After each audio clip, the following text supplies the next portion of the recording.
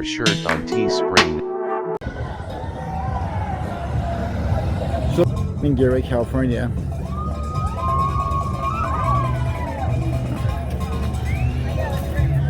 These protests took place in multiple U.S. cities on June 14, 2025, organized by the 50501. Widespread participation.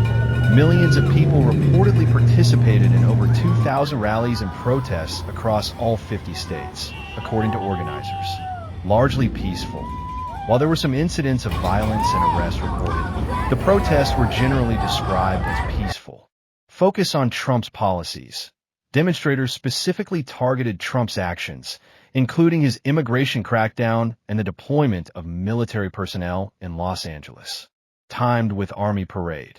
The protests were deliberately scheduled to coincide with the Army's 250th anniversary parade and Trump's 79th birthday as a form of counter-programming.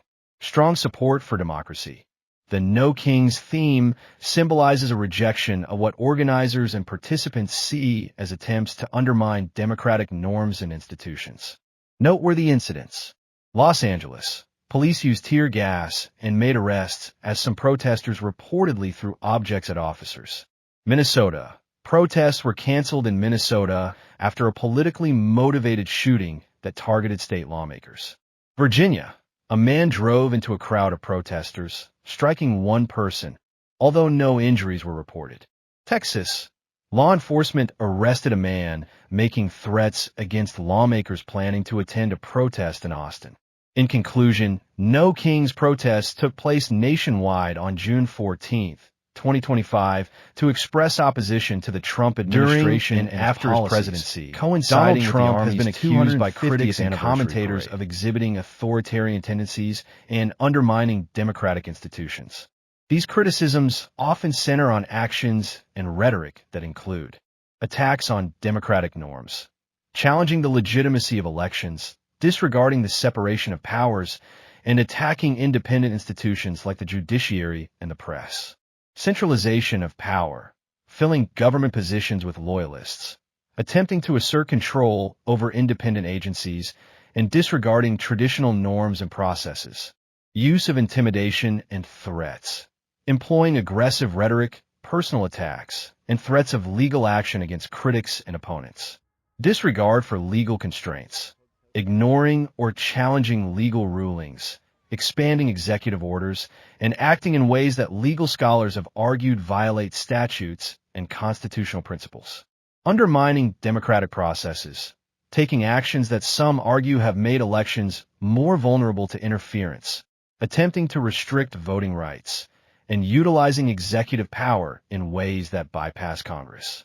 Examples cited by critics as evidence of these concerns include the events surrounding the 2020 election and the January 6 Capitol attack. The use of executive orders in ways that have been described as expanding presidential power beyond traditional limits. Attacks on the media and attempts to control the flow of information. The firing of inspectors general and other officials seen as checks on executive power. Policies like mass deportations and attempts to control universities seen as challenging civil liberties and academic freedom. While supporters often defend these actions as necessary to achieve policy goals or fight political opposition, critics argue that they erode the foundations of democratic governance.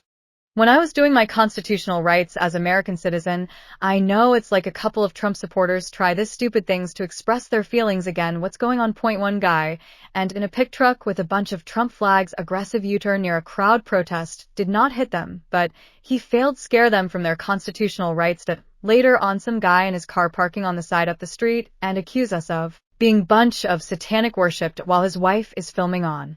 Cell.it will disapproves how Trump supporters or a bunch of idiots. Widespread participation. These protests, organized by a coalition of groups, saw millions of people participate across the country, including major cities like New York, Philadelphia, Chicago, Houston, and Los Angeles. Focus on immigration and authoritarianism. The protests were largely driven by opposition to the Trump administration's policies, especially its crackdown on immigration, including recent ICE raids in Los Angeles. Organizers and participants also protested what they described as Trump's authoritarianism, billionaire-first policy.